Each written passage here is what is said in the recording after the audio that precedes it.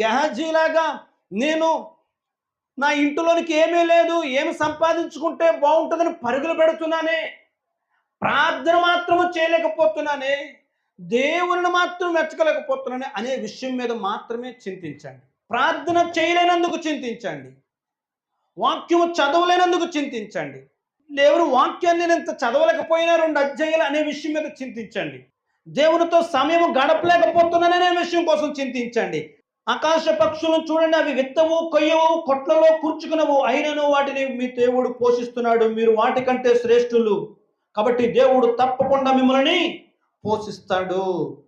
పోషిస్తాడు. దేవుడు మీకు తప్పకుండా ఏమి కావాలో అవన్నీ అనుగ్రహిస్తాడు. దేని గురించి మీరు చింతించకుడి అని వాక్యం చెప్తున్నది.